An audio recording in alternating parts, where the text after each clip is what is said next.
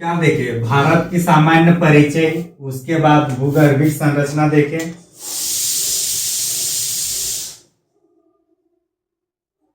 सामान्य परिचय देखे ना पहले, फिर भूगर्भिक संरचना,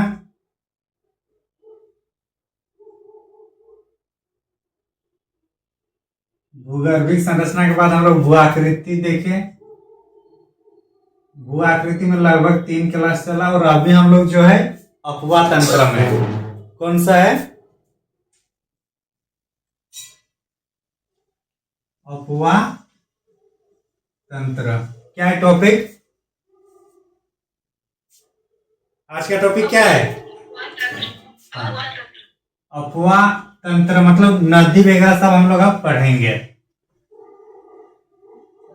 जो जो अब तक ये नहीं देखे वो कृपया करके देख लीजिए, क्योंकि मेन जो है जियोग्राफी का यहीं से क्वेश्चन पूछता है। इसमें भी इसको थोड़ा माइनस करिए।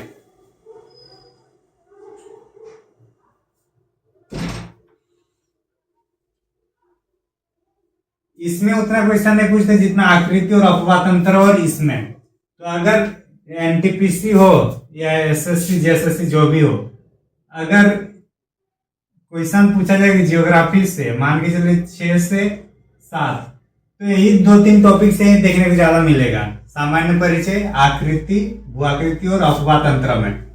ठीक ना? आप लोग भी एग्जाम देते हैं, आप लोग को भी समझ में आ जाता होगा। भूकंप का कभी कुछ पूछा, वैसे भूकंप में पूछने का चांस नहीं रहता, लेकिन ज्वालामुखी से पूछ लेता है कि कौन सा ज्वालामुखी कहाँ पर आए, वो रेयर में है, पूछ जाएगा। मृदा से कभी एक बार पूछ दिया जाए। लेकिन जनरली जो 3 टॉपिक है ये और ये, इसको बार बार आप लोग को दिमाग में रखना है, बार बार रिवीजन करते रहना है। ठीक ना? क्योंकि ज्यादातर क्वेश्चन इन्हीं 3 टॉपिक से आता है। इसके बाद अगर कुछ टॉपिक आएगा तो आपका मृदा से आएगा। जलवायु से बस 2 ही पूछता है कि भारत में बारिश कौन सी पवन से होता है, दक्षिण पश्चिम या उत्तर पूर्वी, या किससे ज्यादा होगा, किससे ज्यादा होगा, ठंड में कैसे होगा, गर्मी में किससे होगा, ये सब पूछा जाता है। मृदा, जलवायु, कृषि और खनिज, ये छोटा छोटा टॉपिक है, लेकिन ये दोनों हम लोग इकोनॉमिक्स में भी पढ़ते हैं। इसके बाद अगर देखा जाए जो क्वेश्चन पूछा जाएगा हम लोग को, ज्वालामुखी से पूछा जाता है थोड़ा, और पवन, ज्वालामुखी, पवन, चक्रवात और कुछ इस टाइप से जो टॉपिक है, छोटा छोटा टॉपिक है, उससे क्वेश्चन पूछा जाता है। ठीक ना? तो जनरली जो 3 टॉपिक है, सामान्य परिचय, आकृति और अपवाह तंत्र, ये 3 को पूरा स्ट्रॉन्ग करके रखना है। यहां से कुछ भी क्वेश्चन पूछे, यहां से गलत नहीं होना चाहिए। समझ में आ रही है? हाँ कि ना? हाँ। तो इसलिए अब तक नोट्स बनाए हैं तो उसको बार बार रिवीजन करिए। कुछ काम कर रहे हैं, खाना पीना बना रहे हैं, उस टाइम थोड़ा टाइम मिल रहा है तो वीडियो जो 2 की स्पीड में एक बार देख लीजिए। मैं कंटिन्यू नहीं बोल रहा हूँ, देखिए 2 दिन 3 दिन 4 दिन सप्ताह में एक बार इस टाइप से एक बार बीच बीच में देख लीजिएगा, तो क्या वो कॉन्सेप्ट भी याद रहेगा। समझे? और जैसे 2-3 बार वीडियो देखिएगा तो फिर उसका जो किताब है उसको फिर वो माइंड में चलाइए कि कैसे कैसे हम लोग वहां तैयार किए हैं। तो अपवाह तंत्र जो है, भारत में अपवाह तंत्र हम लोग जनरली 2 प्रकार में इसको डिवाइड करते हैं। एक क्या होगा, एक हिमालयी अपवाह तंत्र और दूसरा क्या होगा, प्रायद्वीपीय। प्रायद्वीपीय अपवाह तंत्र, ये 2 भाग में हम लोग पढ़ते हैं। ठीक ना? कौन कौन सा? हिमालय अपवाह तंत्र और प्रायद्वीपीय। हिमालय में अगर देखा जाए तो इसमें फिर और आगे करते हैं, सिंधु नदी अपवाह तंत्र, सिंधु नदी के बाद आएगा आपका गंगा, गंगा नदी अपवा तंत्र, और तीसरा होगा ब्रह्मपुत्र नदी अपवा तंत्र। तो यहाँ 3 हम लोग देखेंगे, और इसमें अगर छोटा मोटा देखिएगा तो अच्छा इतना ठीक है।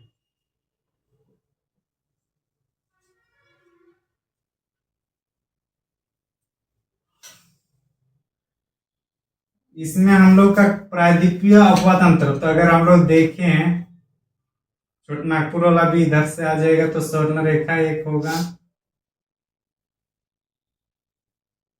स्वर्ण रेखा वाला हुआ, महानदी, गोदावरी,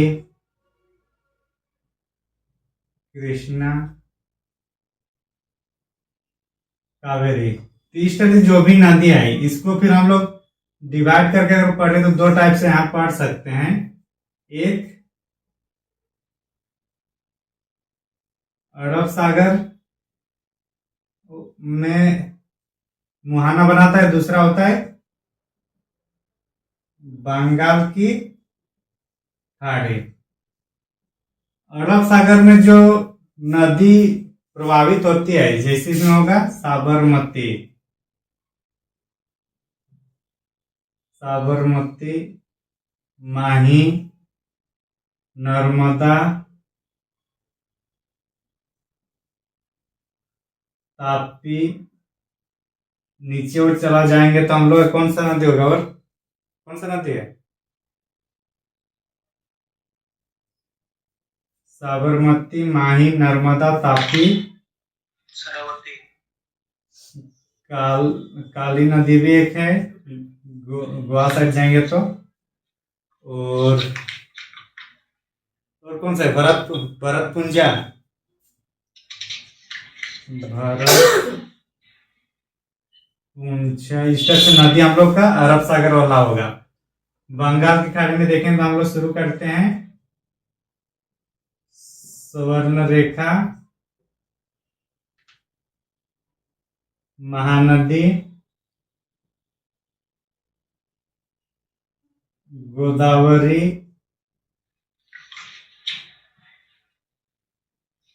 कृष्णा,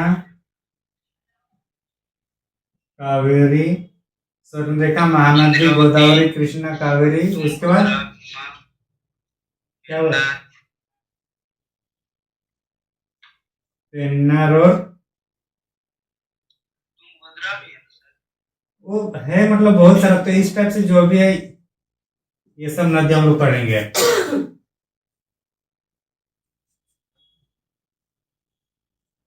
लिख लिया ना, लिख लीजिए कॉपी में, तापी नदी के बाद क्या है, काली नदी, काली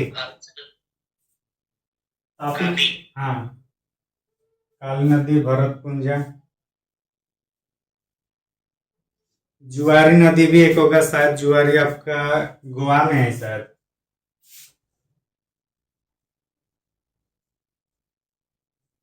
जुआरी नदी सब इसी में आ जाएगा। चल चलिए, चल चलिए,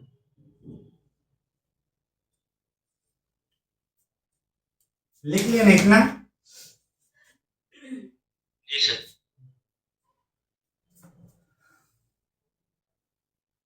अच्छा, इनमें से डेल्टा कौन बनाता है और एस्चुरी कौन बनाता है? डेल्टा और एस्चुरी का मतलब क्या है बताइए आप लोग।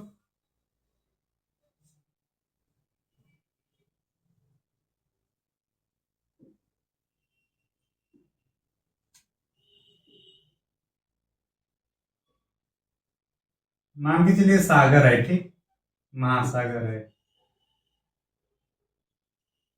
तो कोई भी नदी जो यहां तक आता फिर यहाँ प्लेन हो जाता है, तो इससे फिर डिवाइड हो जाता है, मतलब फेल फेल के जब आता है, और जो भी यहाँ सेडिमेंट वगैरह आएगा वहां डिपॉजिट हो जाते है इस टाइप से। तो ये क्या है, ये इस टाइप से जो संरचना होता है इसको क्या बोला जाता है, डेल्टा। मतलब जो नदी है वो क्या डायरेक्ट महासागर में आया कि मतलब इधर उधर फैल के आ रहा है? हाँ, क्या करके आ रहा है? फेल किया फैल के आ रहा है। तो ऐसी नदी का हम लोग डेल्टा नदी कहेंगे। और मान के चलिए महासागर है, और कोई नदी जो है वो डायरेक्ट एक ही बार महासागर में आके अपना पानी गिरा रहा है, इसमें कोई इधर उधर फैलना नहीं है, डायरेक्ट आके। तो ये जो सिचुएशन है इसको एस्चुरी कहा जाता है। क्या कहा जाता है? एस्चुरी। तो एस्चुरी और डेल्टा में अंतर क्या है? जब नदी अपनी सेडिमेंट्स को या अवसादों को अपने साथ जो ले जाता है उसको समुद्र से पहले ही डिपॉजिट करता है और फिर फैलते हुए जाता है, मतलब फैलाव के साथ जाते हैं, तो उसको हम लोग बोलेंगे डेल्टा। और जब कोई नदी डायरेक्ट अपना पानी समुद्र में गिराती है तो उसको हम लोग बोलते हैं एस्चुरी। क्या बोलते हैं उसको?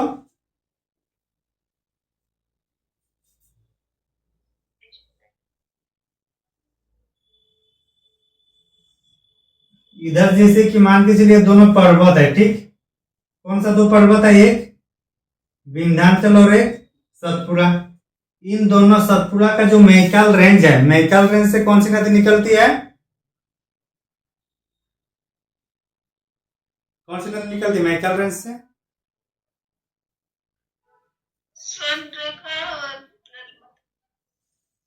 स्वर्णरेखा और नर्मदा। सामने कहीं लोटा या कहीं पानी है तो देख लीजिए।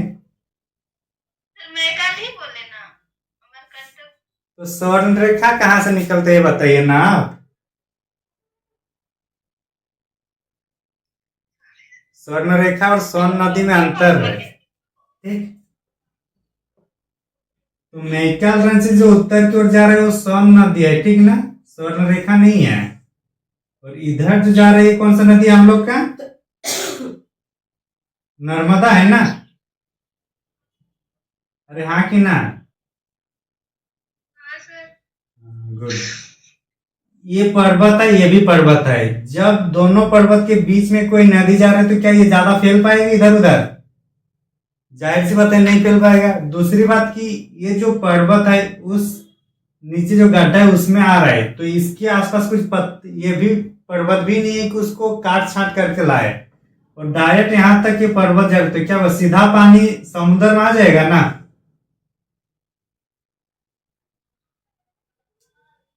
ये पानी पूरा सीधा समुद्र में आ रहा है ना, फैल थोड़ी रहा है, डायरेक्ट आ रहा है।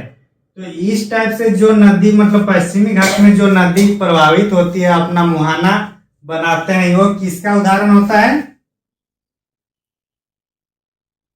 किसका?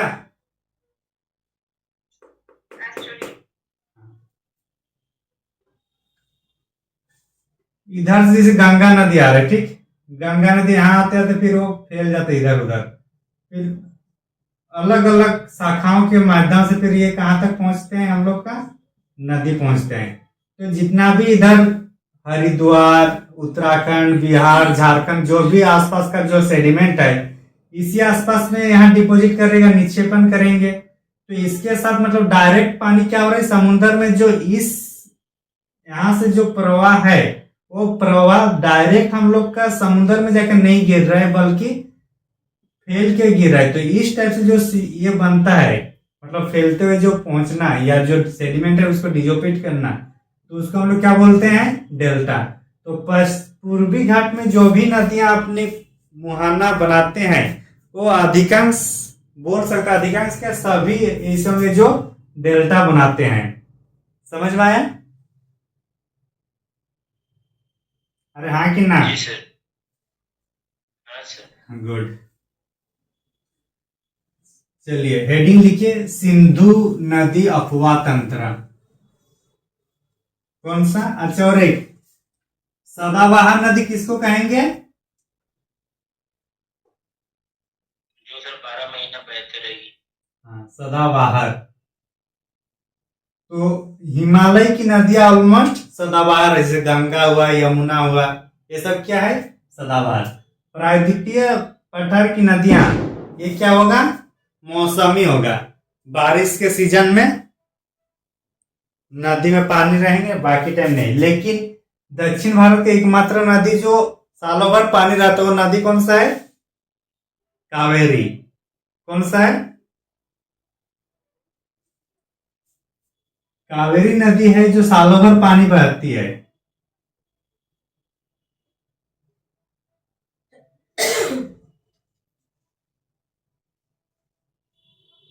पूर्ववर्ती नदी। पूर्ववर्ती नदी वैसे नदी को कहेंगे जिसे मान के चलिए हिमालय है। हिमालय तो नवीन पर्वत है ना, ज्यादा दिन तो ये नहीं हुआ ना हिमालय की। अगर हम लोग दलमा का कंपेयर करें या अरावली का कंपेयर करें, उसके कंपेयर में ये बहुत कम एज के हैं। तो अगर उसके पहले उस जगह से नदी बन रहा है तो मान के चलिए, यहां से मान के चलिए नदी बन रहा है, पहले से बना हुआ है, और इस जगह जमीन क्या होगा? उत्थान हो रहा है। तो जैसे जैसे जमीन उत्थान होगा और यहाँ इस नदी के रास्ते में आएगा, तो नदी की जो जल की धार है वो उसको काटेगा कि नहीं काटेगा? जी सर। काटेगा। लेकिन क्या काटने से ही वो पहाड़ अपना उठना जो अपलिफ्ट होता है वो थोड़ी रुकेगा? वो तो रुकेगा, वो नहीं रुकेगा। जहां काट रहा है वहीं थोड़ा कम होगा, साइड से तो बढ़ता जाएगा कि नहीं बढ़ता जाएगा? हाँ सर। हाँ। तो इस टाइप से नदी को पूर्ववर्ती नदी कहा जाता है। वैसे नदी जो पहाड़ या पठार बनने से पहले की नदी है उसको क्या कहेंगे हम लोग? पूर्ववर्ती नदी है। याद रखना है कि वो अपना रास्ता चेंज नहीं करना चाहिए। जैसे गंगा हुआ या सिंधु नदी हुए, वो क्या हुआ? सतलुज। सतलुज यहाँ, सतलुज नदी अभी हम लोग पढ़ाई करेंगे। मानसरोवर इधर से आएगा, कोई तिब्बत से आएगा तो इधर ये दो तीन पर्वत उसको मिला कि नहीं मिला? बृहद हिमालय। अगर बृहद मान के चले नहीं भी मिला तो लघु और ये शिवालिक तो मिलेगा। फिर भी सतलुज हम लोग के यहाँ तो आ रहा है ना, तो इसका मतलब है कि वो क्षेत्र को वो अपने रास्ता को बना के रखा है, वो अपना रास्ता चेंज नहीं किया। तो इस प्रकार की जो नदी होता है उसको पूर्ववर्ती नदी कहा जाता है। इसमें सबसे एग्जाम्पल जो है हम लोग का है सिंधु, सतलुज, अलकनंदा। सिंधु, सतलुज, अलकनंदा, सुबनसिरी, जो जो ये ना सर। सुबनसिरी भी है। मतलब जो ब्रह्मपुत्र वाला नदी है उसमें भी एक दो है, सुबनसिरी सब है। तो इतना हम लोग को नदी पढ़ने से पहले बस मतलब जानकारी चाहिए था।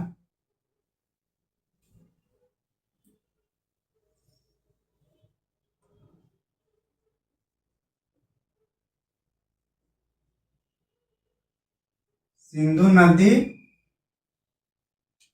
अफवा तंत्र कौन सा है ये? सिंधु नदी अफवा तंत्र।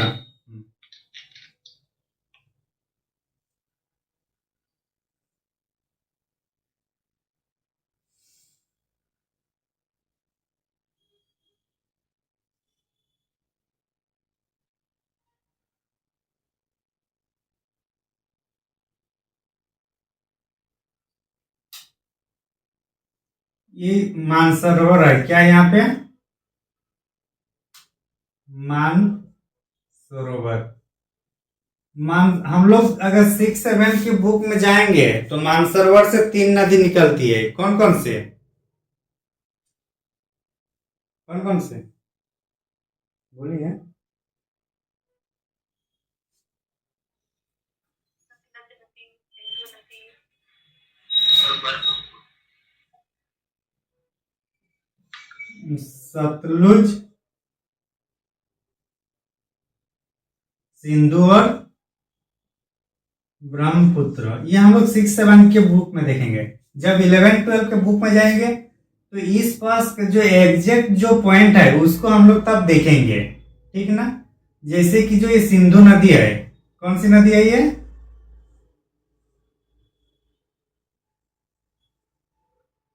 कौन सी नदी है ये? सिंधु नदी ये बोखारचू से निकलती, कहां से?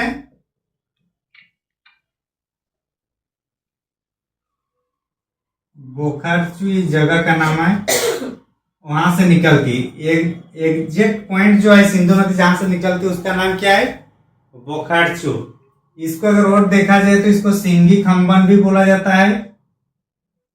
सिंगी खंबन। बोखारचू का दूसरा नाम क्या है?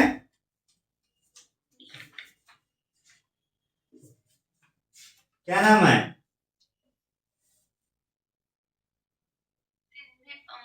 सिंगी खंबन, शेरमुख। सर खंबन बोले ना? खम ये वाला है खंबन। बोखारचू, सिंगी खंबन, शेरमुख, इसी को कहा जाता है। सिंधु नदी जैसे जा रहे थे यहाँ पे दो पर्वत का रेंज है, जो काराकोरम रेंज मतलब जो ट्रांस हिमालय का पार्ट है। एक है लद्दाख और दूसरा है जस्कर। कौन सा है दो? एक है लद्दाख और दूसरा है जस्कर। ये दो पर्वत श्रेणी के बीचों बीच जा रहा है, कौन सा? सिंधु नदी। और इसको अभी क्या बोले पूर्ववर्ती नदी है, तो कहीं ना कहीं पर्वत को काटेगा, तो कौन सा? जस्कर को काट रहा है यहाँ पे, मतलब यहाँ काट के फिर ये नीचे आ रहा है पर्वत को। तो इसलिए क्या है, ये एंटीसीडेंट या पूर्ववर्ती नदी है। समझ में आ रहा है? इस नदी की पूरी जो लंबाई है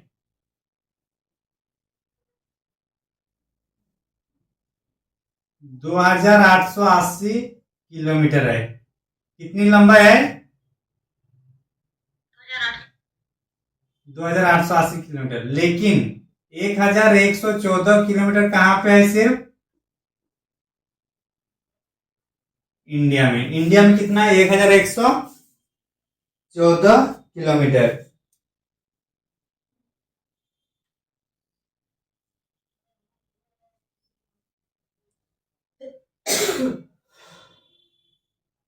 अब यहां से जब बड़े नदी होंगे तो छोटे छोटे नदी आकर इसके मिलेंगे कि नहीं मिलेंगे? अच्छा, सहायक नदी किसको कहते हैं? सहायक नदी किसे हाँ? जब छोटी छोटी नदियां किसी बड़ी नदी से मिल जाती है तो उसको हम लोग क्या बोलेंगे? सहायक नदी। ये बड़ा सा नदी है, वहां चुन्नू मुन्नू नदी सब आएंगे। तो ये जो छोटी छोटी नदियां हैं ये क्या है? सहायक नदी। लेकिन जब यही बड़ी नदी अगर दो भाग में डिवाइड हो जाएगा या दो भाग से ज्यादा भाग में डिवाइड हो जाएगा तो उसको क्या बोला जाता है? क्या बोला जाता है?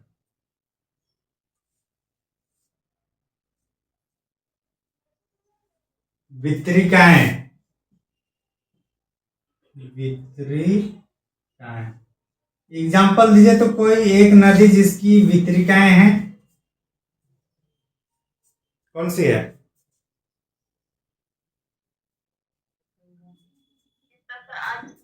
हाँ,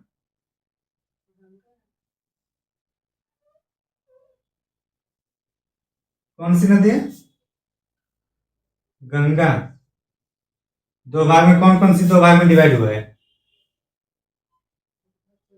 एक हुगली और एक बांग्लादेश से निकल जा रही थी। हाँ, एक हुगली और दूसरा दूसरा तो ये क्या नाम है? भागीरथी। भागीरथी भागीरथी।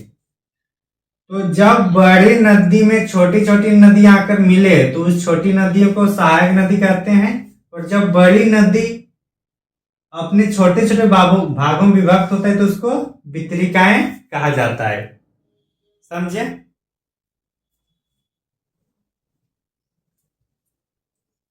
तो अब आइए इसमें जस्कर जो है यहाँ पे अब इनकी सहायक नदी होगी। नदी इधर से बह रही है, इस साइड से आ रही है, तो इसका लेफ्ट किधर होगा? इधर लेफ्ट होगा कि उधर लेफ्ट होगा? नदी इधर से आ रही है, नीचे होगा। नीचे लेफ्ट और ऊपर राइट। तो लेफ्ट साइड से जो सिंधु की सहायक नदी है, उसका सहायक नदी का नाम लिखे आप लोग। सहयोग, गिलगिट, सहयोग, सहयोग, गिलगिट, जस्कर, हुंजा, नुब्रा, सीगाड़, ये सब इनकी लेफ्ट साइड की नदी है। मतलब अगर नदी इधर से आ रही तो इधर से मिल रहे हैं। जैसे जास्कर पर्वत है तो जास्कर नदी का भी एक नाम है, इधर से ये सब मिल रहे हैं। सहयोग, गिलगिट, जस्कर, हुंजा, नुब्रा, सीगाड़।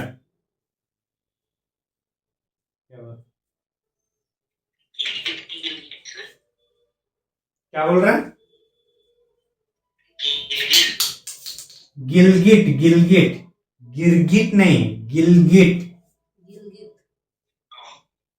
गिलगिट, ठीक ना। राइट साइड वाला में देखिए,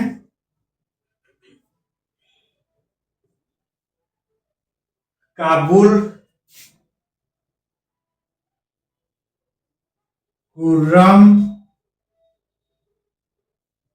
काबुल, कुर्रम, तोची,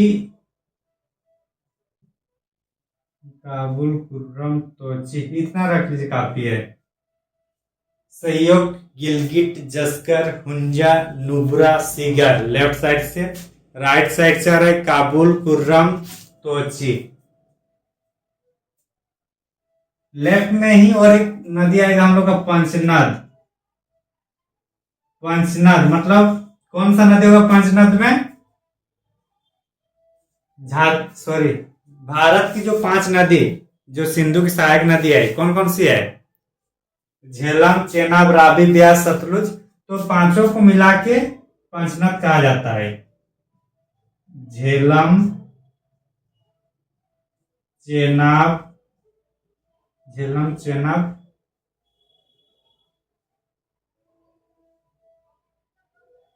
रावी,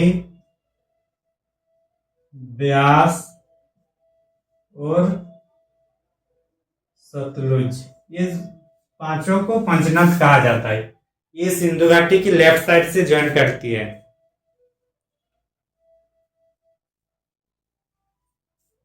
लिख लिया ना?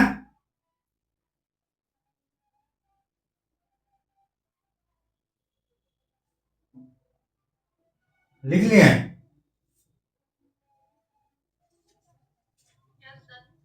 Yes sir. तो जो पंचनद है,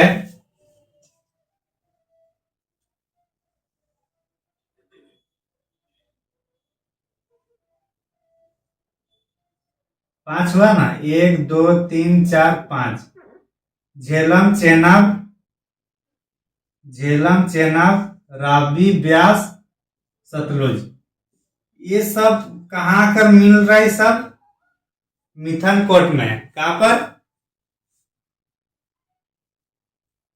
मिथनकोट ना।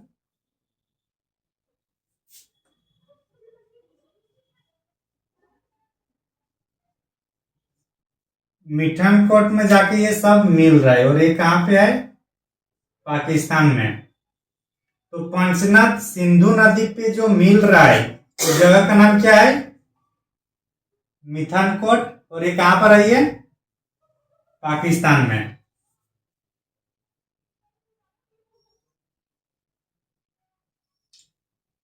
और ये नदी कहां जगह अपना पानी को विसर्जन कर रहा है? कहां मुहाना बना रही है सिंधु नदी? बंगाल की खाड़ी में। अरब सागर। अच्छा, अरब सागर है, वेरी गुड। कहाँ गिर रहे हैं? अरब सागर। हो गया? कहीं डाउट किसी को?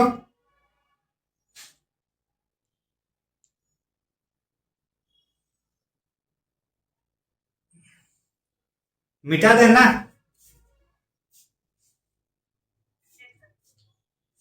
अच्छा, आप लोगों को पता है जो सिंधु नदी का जितना भी है, सिंधु नदी का अपना, नहीं छोड़िए, वो बाद में पढ़ाएंगे। नेक्स्ट हेडिंग लिखिए पंचनद। मतलब ये सिंधु नदी अपवा तंत्र का ही होगा। पंचनद में सबसे पहला कौन सा नदी होगा हम लोग का? झेलम। पंचनद में झेलम। झेलम कहां से निकलती है?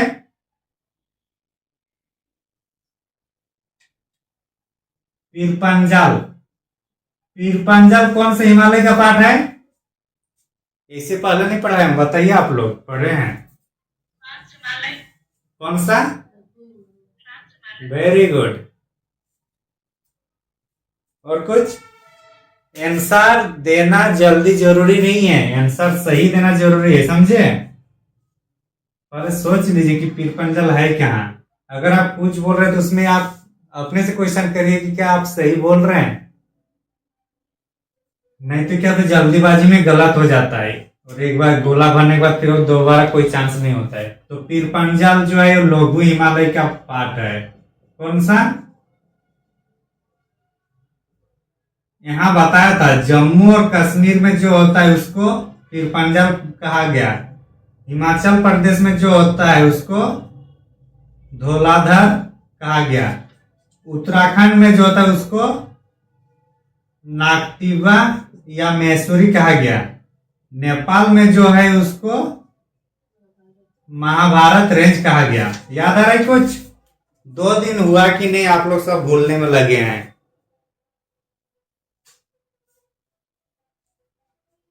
तो पीरपंजल किसका पार्ट है? लघु हिमालय का। तो यहीं पे पीरपंजल में एक वेरीनाग जगह है। वेरीनाग जगह के सामने आपका शेषनाग है। क्या? शेषनाग। हाँ। शेषनाग क्षेत्र है और यहीं से फिर हम लोग का नदी निकल रही, कौन सी? झेलम। झेलम की उत्पत्ति कहां से हो रही है? शेषनाग पे। और झेलम नदी में कौन सा लेक है? उलल लेक। कहां पर है ये? झेलम नदी पर। कहां पे है?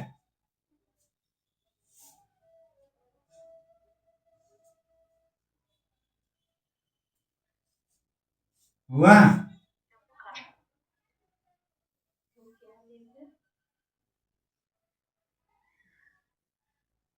शेषनाग कहाँ है? शेषनाग हम लोग का पीरपंजल, मतलब जम्मू कश्मीर और हिमाचल प्रदेश के आसपास होगा। देख लीजिए एक बार एग्जैक्ट पॉइंट, लेकिन कहां से निकलना है वो देख लीजिए, बाकी आप लोग एक बार देख लीजिएगा इसका लोकेशन। ठीक, आगे चलिए। यहां जैसे पाकिस्तान घुसे, कौन? शेषनाग नदी जैसे पाकिस्तान एंट्री करते हैं, उसके बाद यहाँ पे एक मंगला डैम बनाते हैं। कौन सा? मंगला बांध। तो क्वेश्चन पूछा जाए कि मंगला बांध कौन सी नदी पर है, तो कहां पे, कौन सी नदी पर है? झेलम नदी पर है। कहां पर है ये? पाकिस्तान में है। इसका प्रोजेक्ट, 2 प्रोजेक्ट हम लोग का भारत में है, तुलबुल और उड़ी। तुलबुल और उड़ी, ये 2 प्रोजेक्ट है जो भारत में है झेलम नदी पर। कौन कौन सी? तुलबुल और उड़ी।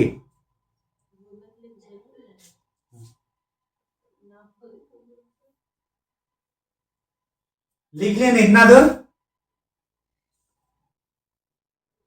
सर तुलबुल और उरी है। हाँ, अरे उड़ी वाला जो अटैक नहीं हुआ था,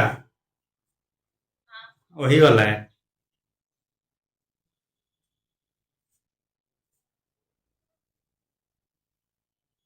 मंगला डैम कहाँ? भारत में पाकिस्तान में।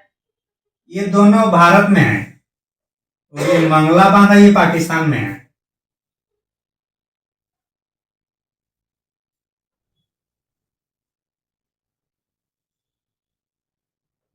हुआ?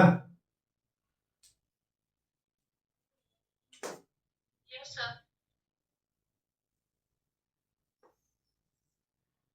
हिमाचल प्रदेश में एक है, आप लोग का ये क्या होता है, पास वाला नहीं भेजा हूं ना, दर्रा वाला पेज, आज एक बार याद दिला दीजिए, ठीक है ना। तो ये है कौन सा दर्रा है ये? बड़ालाचा, बड़ालाचा दर्रा कहाँ पर है ये? हिमाचल प्रदेश में। और यहाँ पे दो नदी, एक होता है चंद्र और दूसरा होता है भागा। दो नदी आपस में, मतलब जो दर्रा है उसको, दर्रा के दोनों साइड से निकलती है दो नदी, एक चंद्र और भागा, फिर आपस में आकर यहाँ ज्वाइंट हो जाता है, तो इसका नाम होता है चंद्र भागा। और ये चंद्र भागा हिमाचल प्रदेश में कहा जाता है कौन सी नदी को? चेनाब। कौन सी नदी कहा जाता है? चेनाब नदी को। चेनाब नदी को हिमाचल प्रदेश में चंद्रभागा कहा जाता है। और चंद्रभागा क्यों कहा जाता है? क्योंकि दो नदी चंद्र और भागा मिलकर ये नदी आगे बढ़ता है, जिसको चेनाब नाम से जानते हैं हम लोग। चेनाब सिंधु नदी की सबसे बड़ी सहायक नदी है। चेनाब नदी सिंधु नदी की सबसे बड़ी सहायक नदी है। लिख लीजिए।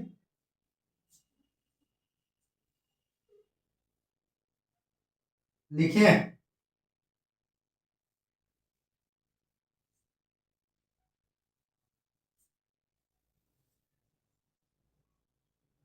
जम्मू कश्मीर में यहाँ पे भी 3 प्रोजेक्ट चल रहा है। किसमें? चेनाब नदी में।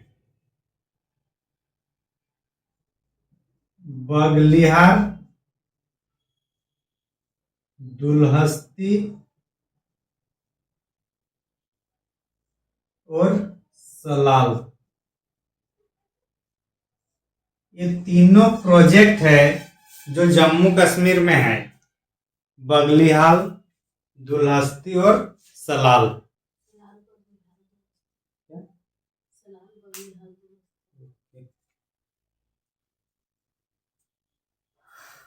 समझ में आया इतना दूर? आया कि नहीं आया?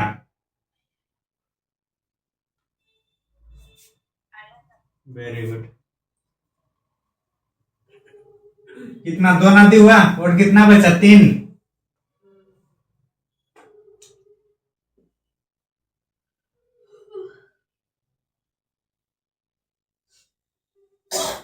ये है रावी नदी। कौन सी नदी है ये? रावी नदी।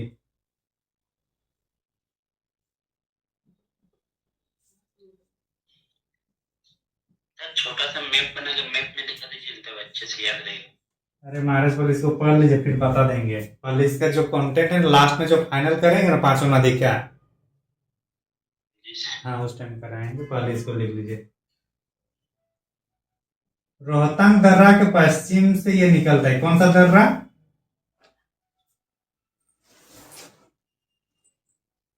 कौन सा दर्रा? रोहतांग दर्रा के पश्चिम से निकलते हैं, चंबा घाटी से होकर प्रभावित होती है। और ये जो घाटी इस एरिया में बनता है, उस घाटी का नाम है क्या है? चंबा। चंबा घाटी से होकर प्रभावित होती है। और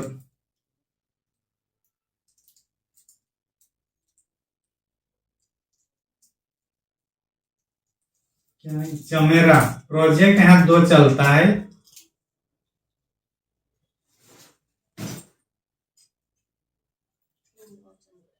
चमेरा और थीन, ये दो प्रोजेक्ट यहाँ पर है। चमेरा हम लोग का हिमाचल प्रदेश में है और थीन जो है हम लोग का हरियाणा, जम्मू कश्मीर, पंजाब, ये तीनों राज्यों से ये मिला जुला है थीन, जबकि चमेरा सिर्फ हिमाचल प्रदेश में है। चमेरा और थीन कौन सी नदी की प्रोजेक्ट है? रावी नदी की। चेनाब नदी की कौन कौन सा था?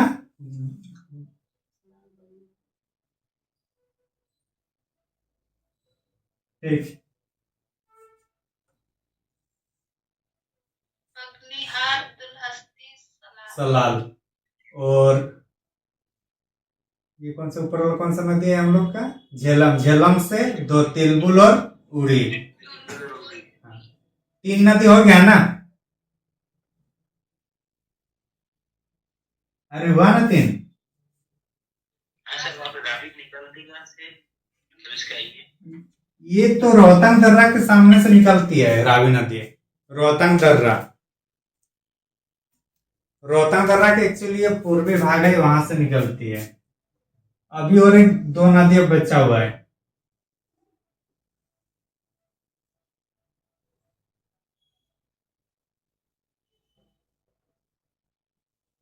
कौन सा है? ब्यास नदी। और ये ब्यास कुंड से निकलती है। कहां से? ब्यास कुंड। तो ब्यास कुंड कहाँ पे होगा? ये रोहतांग दर्रा के सामने ही होगा ब्यास कुंड भी। तो ब्यास कुंड से कौन सी नदी निकल रही है? ब्यास नदी। और ये आकर कहा मिल रहा है हम लोग का? हरिके जगह का नाम है। हरिके में जाकर कौन सी नदी से मिल रही है? सतलुज नदी। सतलुज। और सतलुज नदी कहां से निकलती है हम लोग का? मानसरोवर साइड से, मतलब तिब्बत से आ रही है। तो ब्यास कुंड, और इसी में जहां दोनों का ज्वाइंट हो रहा है, सतलुज नदी और ब्यास, और यहीं से फिर हम लोग का इसको हरिके बैराज भी कहते हैं। क्या बोलते हैं? हरिके बैराज। और यहीं से फिर इंदिरा गांधी नहर का, मतलब यहीं से इंदिरा गांधी नहर निकलती है। लास्ट दिख रहा है ना, लास्ट लाइन? हाँ। इंदिरा गांधी नहर कहां से निकल रही है? हरिके बैराज से। और हरिके में क्या है? दो नदी का क्या, और यहाँ पे संगम, ब्यास नदी और सतलुज नदी। ब्यास की जो लंबाई है, पांच नद में एकमात्र ऐसा नदी है जिसकी उत्पत्ति भी भारत से हो रही है और मुहाना भी भारत में ही है। समझ में आ रहा है? मतलब उत्पत्ति ब्यासकुंड से हो रहा है और हरिके जो है ये पंजाब में है। तो ये दोनों मतलब भारत में ही है। बाकी जो भी लीजिए सब कहाँ जाकर मिल रहे? सब पाकिस्तान में जाकर मिल रही है। तो ये पांच नद में एकमात्र ऐसा नदी है जिसकी उत्पत्ति और मुहाना दोनों भारत में है। किसका? ब्यास का। और ये सतलुज नदी है, कहां से निकल रही है हम लोग का? राजस्थान से। गुड। राक्षस ताल से। राक्षस ताल, सतलुज नदी। सतलुज नदी जो भारत में एंट्री कर रहा है वहां पे सिपकिल्ला दर्रा से, सिपकिल्ला दर्रा, सिपकिल्ला दर्रा से होते हुए मतलब भारत में प्रवेश हो रहा है, हो रही है सतलुज नदी। हरिके ब्रज, भाखड़ा भागरा नांगल जो हम लोग का प्रोजेक्ट है, भाखड़ा नांगल, ये प्रोजेक्ट कहां पर है? ये हम लोग का ये भी सतलुज नदी पर ही है। कौन सा नदी?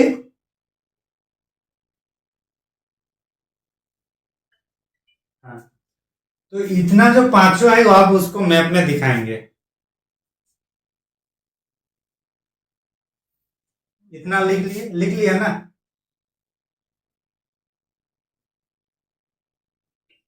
जी सर। हाँ, चलिए आइए, अब आपकी मांगे पूरी की जाएगी। बोलिए। राक्षस ताल भारत तो बाहर है। क्या बोल रहे हैं? ये जो राक्षस ताल, राक्षस तो वहां मानसरोवर के बगल में है, तिब्बत। जी सर। जो पूर्ववर्ती नदी जो दिखाए थे ना मानसरोवर, जो हम लोग 6 7 क्लास के बुक में पढ़ते हैं कि मानसरोवर से 3 नदी निकलती है, एक सिंधु, दूसरा सतलुज और तीसरा ब्रह्मपुत्र, तो वहीं से ये निकल के आ रही है।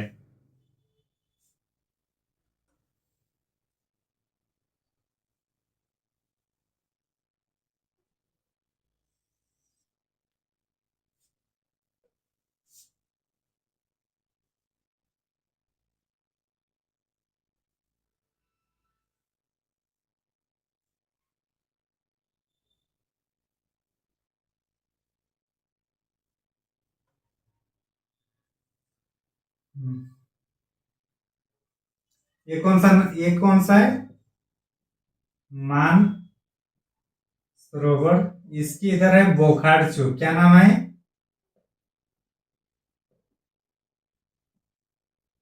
बोखार, अच्छा ऐसे होगा। बोखारचू कहाँ पे है ये? तिब्बत में। और इससे मतलब उत्तर पश्चिम से होकर एक नदी आ रही है।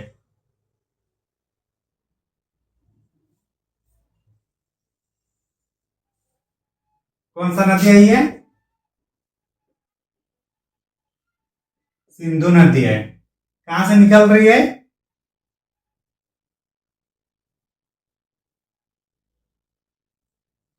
निकल रही है बोखारचू से, मानसरोवर का है।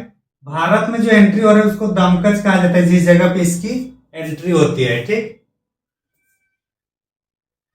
ये ऊपर वाला होगा कौन सा रेंज? काराकोरम, लद्दाख, लद्दाख।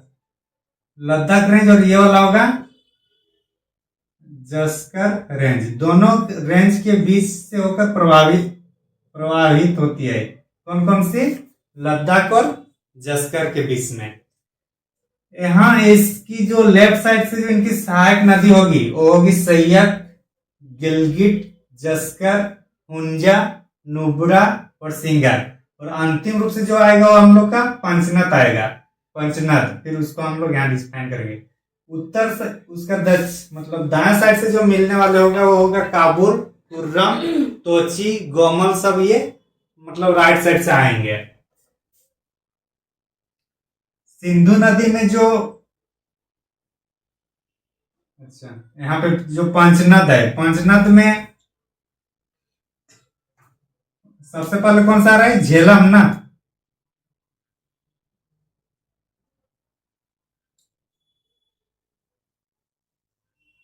झेलम नदी आएगा। झेलम से थोड़ा लंबा होगा कौन सा हम लोग का?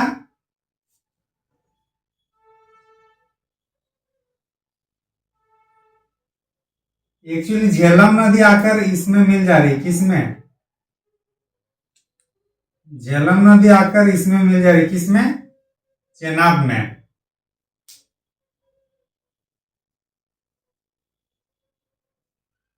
तो ये कौन सा? एक चंद्र और भागा,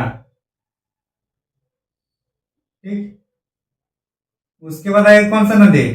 झेलम हुआ, ये चेनाब।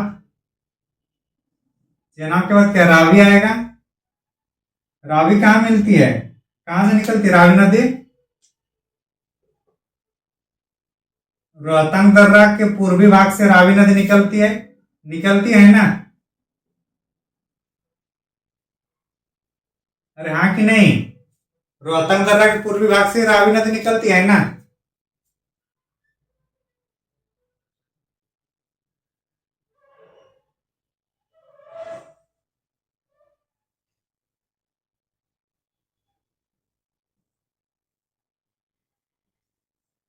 ये कौन सा है? सतलुज नदी। ये यहां से आ रहा है, इसका नाम है राक्षस ताल। तो और ये क्या, कौन सा नदी है? ब्यास। तो ब्यास कहाँ है? इसका स्रोत भी भारत के अंदर हो रहा है और मुहाना भी भारत के अंदर ही हो रहा है ना?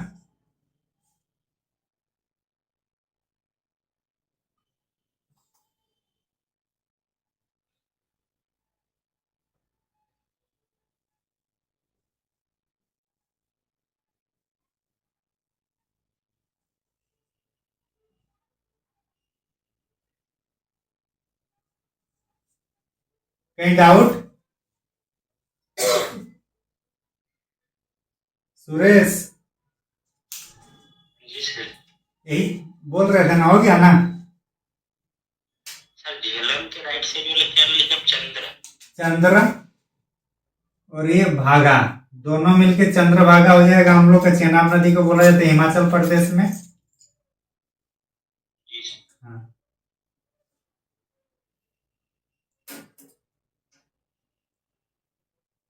मिटा दे ना, कहीं कुछ डाउट? और ये नदी सब कहाँ पे मिल रहा है? मिठानकोट में। मिठानकोट पाकिस्तान में है। मिटा दे ना। जी सर। हाँ, नेक्स्ट हेडिंग लिखिए, गंगा नदी अफवाह तंत्र।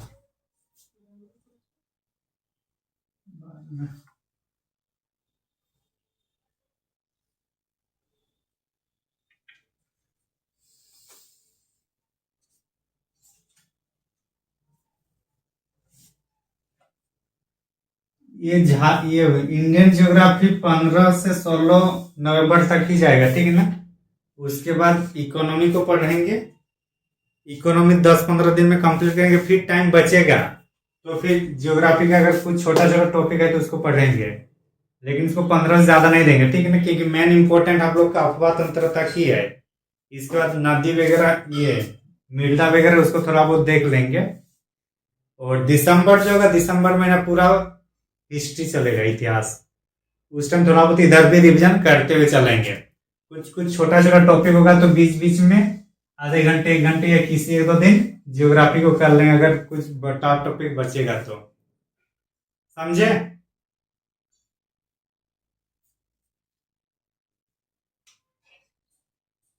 क्या हुआ जी, सब सो रहे हैं क्या?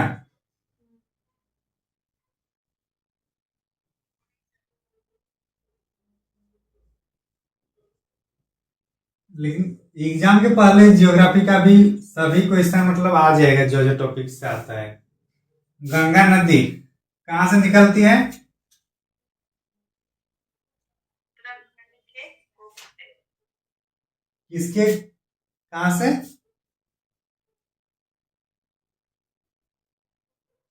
क्या बताया? गंगोत्री सर। उत्तराखंड के गंगोत्री से। हाँ, मेरे को कुछ और सुनाई दिया था। हाँ, अच्छा, गोमुख से। भागीरथी निकलती है ना। तो थोड़ा जोर से बोलना पड़ता है ना। ये न्यूरॉन का मैप नहीं है, ठीक है ना? ये हम लोग का गंगा नदी है।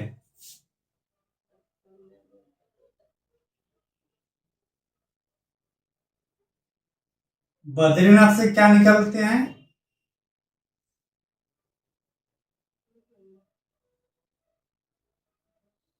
बद्रीनाथ से कौन सा नदी निकलती है?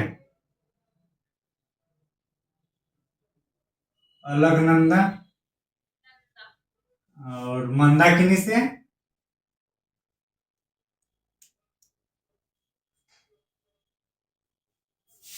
मंदाकिनी तो खुद ही नदी है ना सर। अरे रुकिए, गोमुख ना, अच्छा। गंगोत्री से कौन सी नदी निकलती है? गंगा नदी। गोमुख नहीं, अभी गंगा बाद में बोलेंगे, अभी नहीं बोलेंगे। गंगोत्री से भागीरथी निकलती है। कौन सा? भागीरथी। दोनों का इस जगह पे जहां संगम हो रहा है, अलकनंदा और भागीरथी। अलकनंदा और भागीरथी, ये होगा हम लोग का देव प्रयाग। कौन सा प्रयाग है? और देव प्रयाग के बाद ये नदी हम लोग का बनेगा गंगा नदी। तो देव प्रयाग के पहले अलग अलग नाम से जाना जाता था। जो बद्रीनाथ से जो अलकनंदा निकलती थी और गंगोत्री से भागीरथी, दोनों मिल रहे हम लोग का देव प्रयाग में संगम क्षेत्र, और वहीं से फिर गंगा नदी कहा जाता है। यमुनोत्री या फिर बंदरपुंज, बंदरपुंज ग्लेशियर, यहाँ से एक नदी निकलती है और ये यहाँ पे जाके ये नदी का नाम है यमुना। कौन सी नदी है?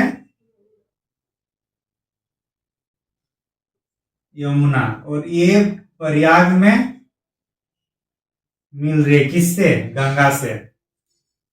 पढ़े हैं इतना दूर? सर ये नाम क्या लिखे जो यमुना जहाँ से निकल रही है? यमुनात्री, यमुनात्री या बंदरपुछ। बंदर, बंदर वाला बंदरपुछ। बंदर। पुछ, बंदरपुछ, ठीक। बंदर का पूछ, ठीक है ना? हुआ?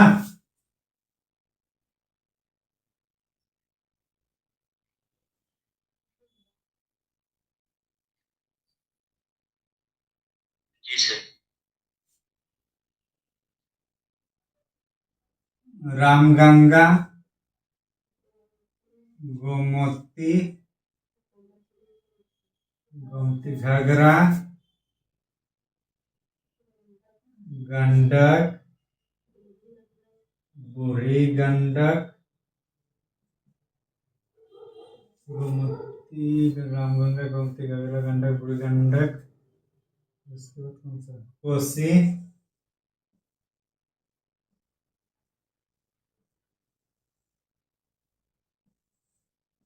और ये महानंदा।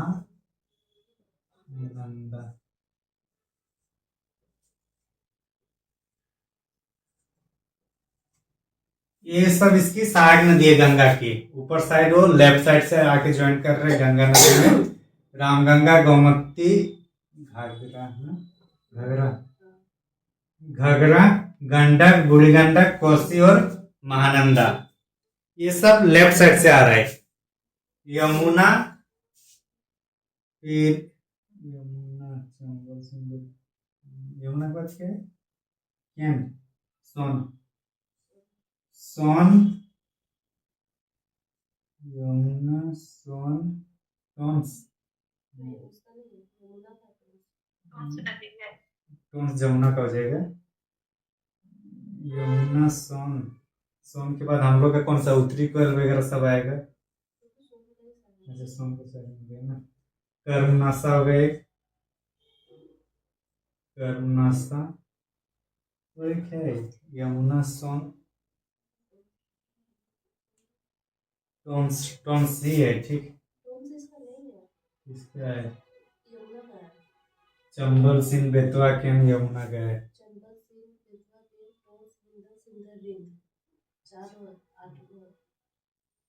ठीक है, छोड़िए इसको, बाद में लिखते हैं। जो कंफर्म है उसको लिखिए।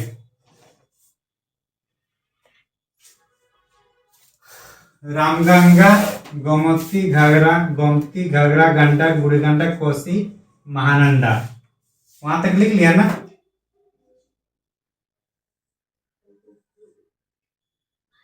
हाँ, फल मतलब झारखंड की जो जो नदी गंगा में है सब इसमें आ जाएगा। अब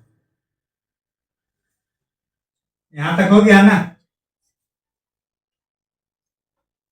जी सर। यमुना नदी ये है। यमुना की कुछ सहायक नदी एक ही बार लिख लेते हैं। चंबल, सिंध, बेतवा और केन। चंबल, सिंध, बेतवा, केन।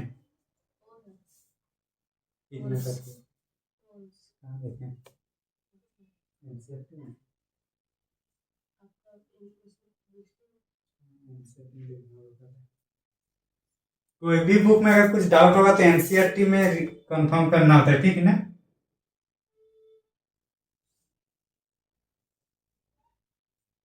तो यमुना की सहायक नदी कौन सी? चंबल, सिंध, बेतवा, केन। यहां तक हो गया?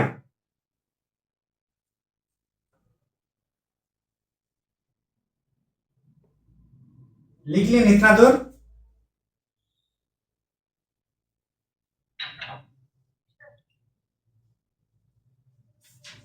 ये फरक्का है, तो फरक्का के बाद ये दो भाग में डिवाइड होते हैं। एक है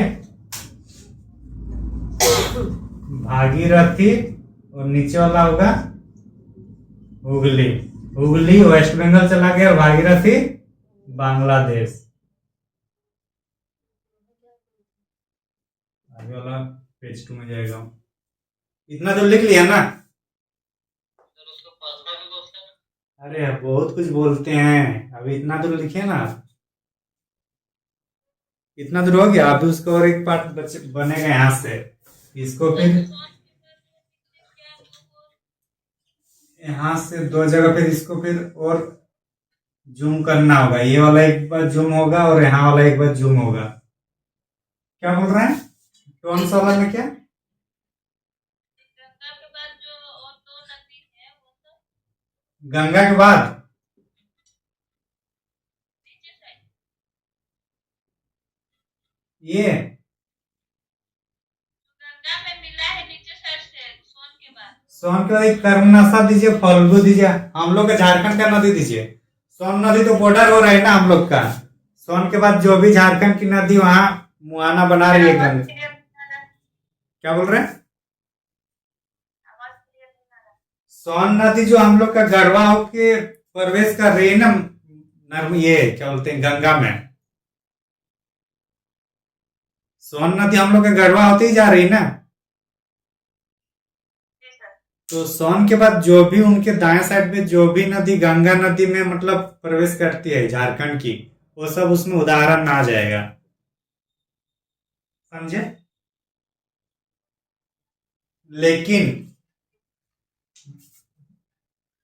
गंगा नदी की सबसे पूर्वी सहायक नदी कौन सी है? सबसे पूर्व में सहायक नदी क्वेश्चन पूछा जाता है।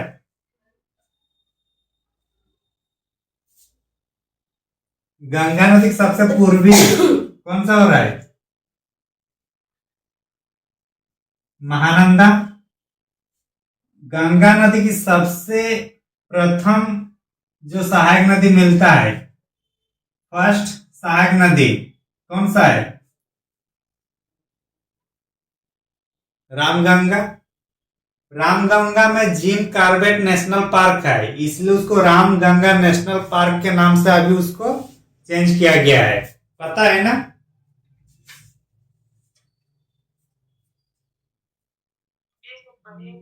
हाँ, इतना दूर समझ में आ गया ना? कोसी को बंगाल का शोक कहा जाता है कि नहीं? सॉरी सॉरी सॉरी, हाँ, बिहार का। हाँ, चलिए। अरे सॉरी, बिहार का शोक कोसी, बंगाल का शोक किसको कहा जाता था? दामोदर। हाँ, इतना हो गया ना? अभी इसको थोड़ा जूम करेंगे यहां से यहां तक, ये वाला चीज को मिटा दें।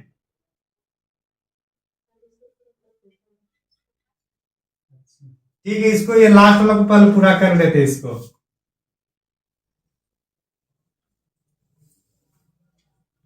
आप लोग के पेज में अगर जगह है तो आगे उसको बढ़ाते रहिएगा, दोनों का अलग करते हुए।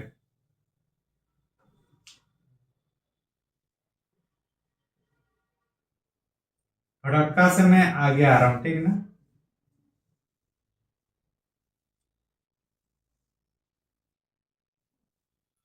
ये है हम लोग का वेस्ट बंगाल।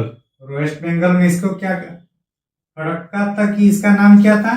गंगा ही था। यहाँ के चेंज होता है, ये हो जाता है कौन सी नदी? हुगली नदी, जो वेस्ट बंगाल में चला। जो हावड़ा जो है वो कौन सा है? हुगली नदी है। और ये जो इधर जो भाग बांट गया, ये क्या नाम होगा इसका? भागीरथी। कौन सा नाम हुआ ये?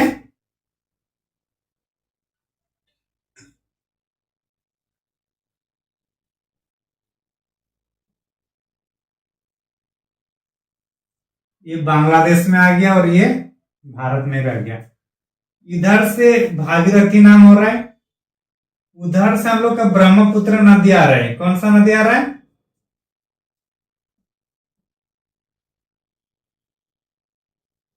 ब्रह्मपुत्र।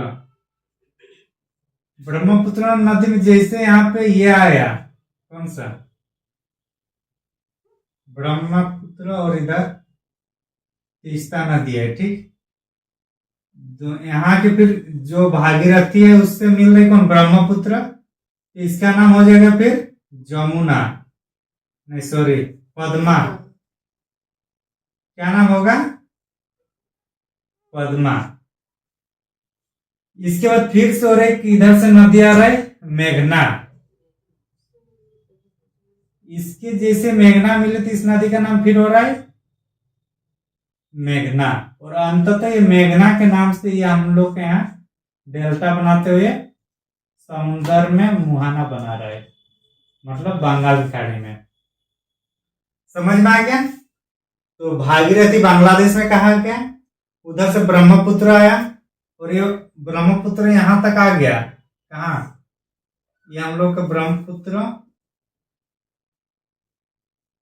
ये आसाम तक आया। जैसे यहाँ तीस्ता नदी आकर मिल गया, तो ये तीस्ता नदी जैसे मिला, इसका नाम हो जाता है जमुना। क्या नाम हो जाता है, जमुना। और इधर से भागीरथी, जमुना जैसे यहाँ गया और मिला तो ये होगा पद्मा, और आगे बढ़ते बढ़ते जैसे मेघना नदी आकर मिल जाती है पद्मा में, तो इसका नाम हो जाता है मेघना, और अंततः मेघना नाम से ये अपना मुहाना बनाती है बंगाल की खाड़ी में। समझ में आई।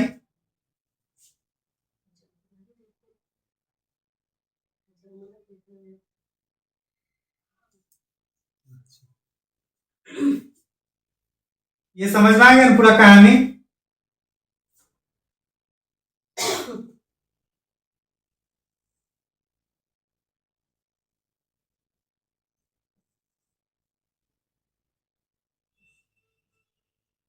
अरे हाँ कि ना, सब चुपचाप हो जाते हैं, सब गायब हो गए। अच्छा है। ये सर। हाँ, नहीं sir, thank you sir. Good. समझ में आ गया ना। ये पार्ट सेकेंड है, पहला पार्ट था, अब ये पार्ट थर्ड यहाँ आ जाएंगे फिर हम लोग।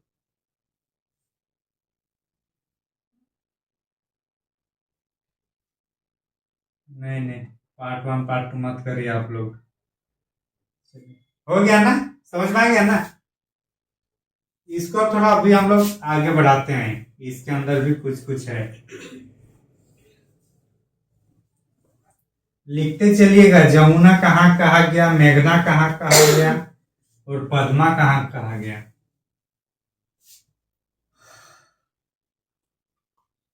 बद्रीनाथ को बद्रीनाथ में ही रखते हैं हम लोग, बाकी को चेंज कर लेंगे। अब बद्रीनाथ से कौन सी नदी आ रही है, अलकनंदा। इधर से और एक नदी आ रही है, धोली, धोली गंगा है ना।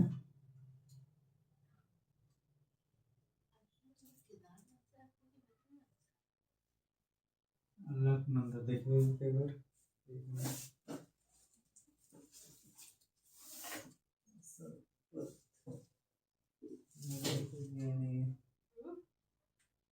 बद्रीनाथ से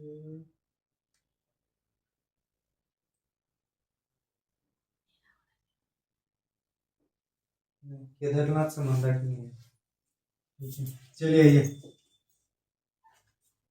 ये धौली गंगा कहाँ आ रहा है, ये नदी है, ये जो यहाँ आया तो इसका नाम होगा विष्णु प्रयाग।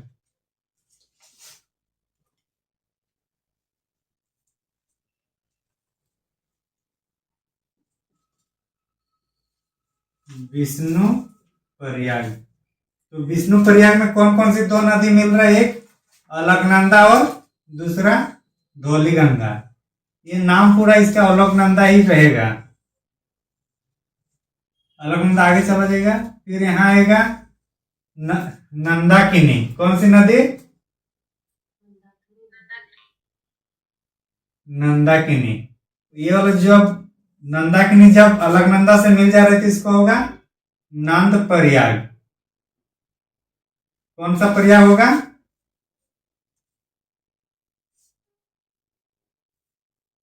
नंद प्रयाग।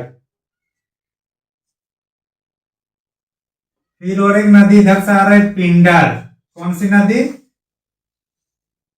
पिंडर नदी। यहाँ पे मिल रहा है तो इसका नाम होगा कर्णप्रयाग। कर्णप्रयाग हो गया। कितना हुआ? धौलीगंगा, नंदाकिनी, पिंडर। अब इधर से जाएगा ना रुद्रप्रयाग। अब यहां से जाएगा केदारनाथ से।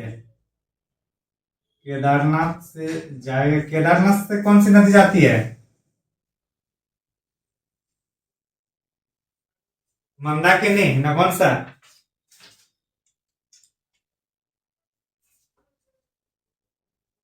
मंदाकिनी। केदारनाथ से मंदाकिनी आएगा तो यहां होगा रुद्रप्रयाग। कौन सा प्रयाग होगा? रुद्रप्रयाग। सर मंदाकिनी तो गंगोत्री से जो निकलती है उसी को मंदाकिनी बोलते हैं ना? नहीं जी, उसको नहीं बोलते हैं। और इसके बाद आएगा हम लोग का गंगोत्री। गंगोत्री से निकलेगा कौन सा? भागीरथी। भागीरथी तो इसको फिर बन जाएगा यहाँ पे फिर देवप्रयाग। और यहीं से हम लोग फिर आगे उसको बढ़े थे गंगा नदी के रूप में। एक बार आप कंफर्म कर लीजिएगा, ठीक ना सोनल? हाँ कर लीजिए। तो देखिए विष्णु प्रयाग किसके किसके मिलने से हो रहा है? धौलीगंगा और अलकनंदा। अलकनंदा कहां से निकल रही? बद्रीनाथ से। आगे ये पूरा अलकनंदा ही है। आगे जाकर नंदाकिनी नदी आकर मिल रही किसमें? अलकनंदा में। तो इसका नाम क्या बोल रहा है? नंद प्रयाग। पिंडर नदी फिर आगे मिल रही तो कर्णप्रयाग। इधर से केदारनाथ से मंदाकिनी आ रही है रुद्रप्रयाग। और फिर गंगोत्री से भागीरथी में आएगा देवप्रयाग। टोटल 5 प्रयाग हुआ। 1 2 3 4 5 5 प्रयाग। और प्रयाग एक अंततः यहां जाके फिर होगा प्रयाग। और प्रयाग में फिर हम लोग का होगा गंगा और यमुना का मिलन। त्रिवेणी जिसको बोलते हैं हम लोग, सरस्वती, गंगा और यमुना। सरस्वती नदी वो जमीन के अंदर, मतलब वो अभी अंत नदी हो गया, मतलब वो जमीन के अंदर अभी है। समझ में आ गया ना ये वाला पार्ट?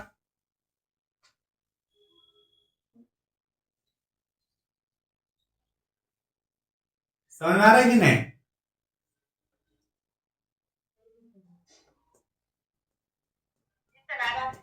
आ रहा है, मतलब आया नहीं अभी तक, कोई नहीं।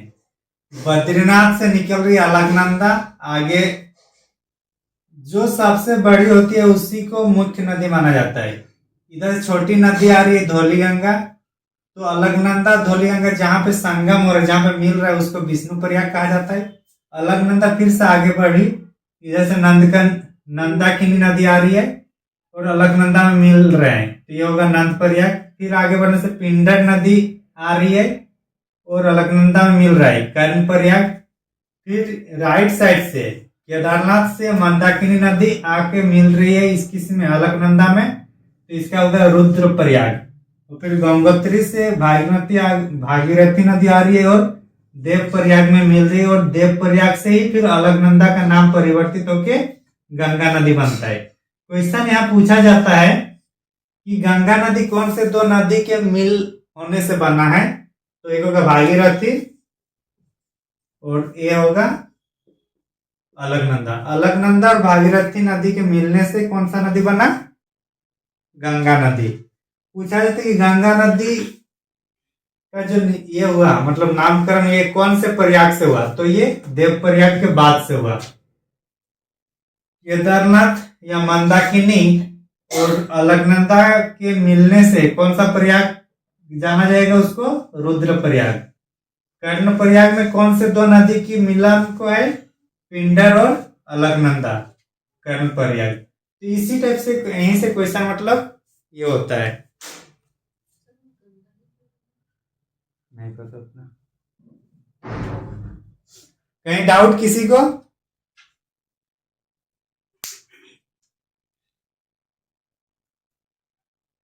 अब गंगा की लंबाई कितना वो आप लोग देखिए एक बार, और कौन कौन से राज्यों से होकर गुजर रही है गंगा नदी। कौन कौन सा राज्य से होकर जा रही है देखिए एक बार।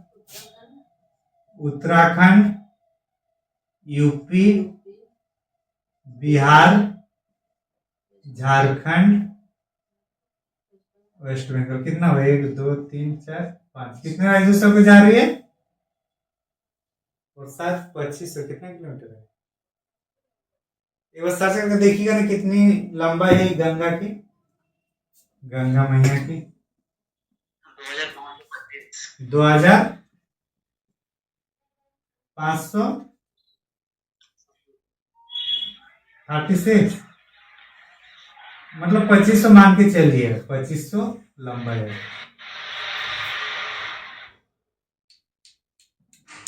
कहीं कुछ डाउट किसी को? किसी को डाउट?